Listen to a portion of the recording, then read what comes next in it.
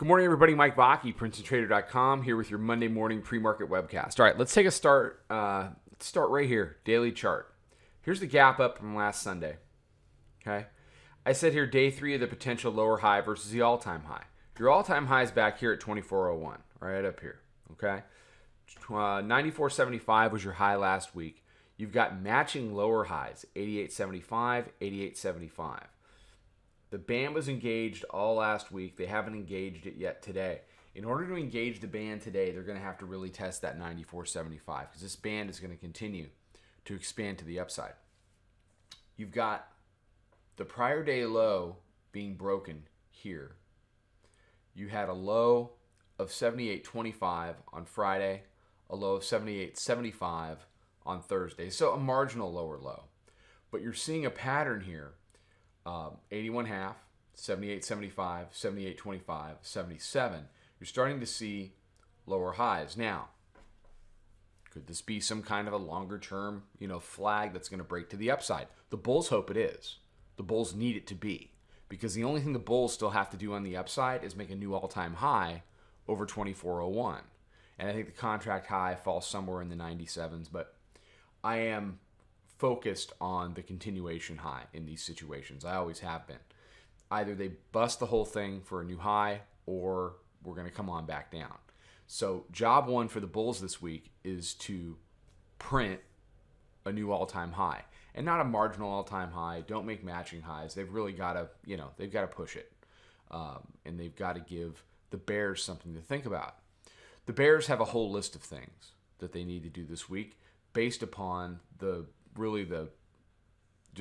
poor performance of last week. They got caught up in news here on the gap, but then they spent 2 days doing nothing about it. They rejected here on Wednesday, and then Thursday, Friday were just about, basically treading water. So when we get on to an hourly chart, there's your 94.75. I talked back on Wednesday, Thursday about the 75 to 79 support area. It was important here. It was important here, here, and then off the open Sunday night again. So there have been multiple tests of the 75 to 79 support area. The Bears' number one job is to convert that area. If they can convert that area in the process, they'll convert the new weekly pivot, which is sitting at 79.90. The new monthly is farther down. It's in the other support area we discussed last week.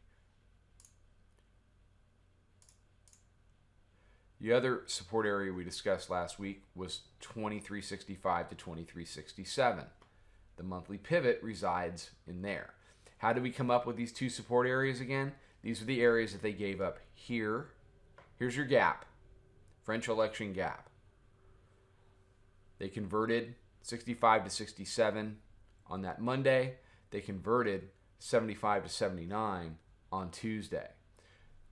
And they continue to show support in the area in the Tuesday conversion area here and here. So if you get back weekly pivot and you get back monthly pivot, you get back what you gave up last Tuesday and last Monday. Very important if the Bears are going to have anywhere meaningful to go this week. Okay? All right, that's all I got. Have a great morning. First day of the month, okay? Control risk, all right? Just patience. Patience. Patience. Let the open come to you, okay? I'll see everybody for the midday update. Follow us over on Twitter, Instagram, and Snapchat at Princeton Trader. Check us out on Facebook and join us for a free trial at www.princetontrader.com. Trade 'em well.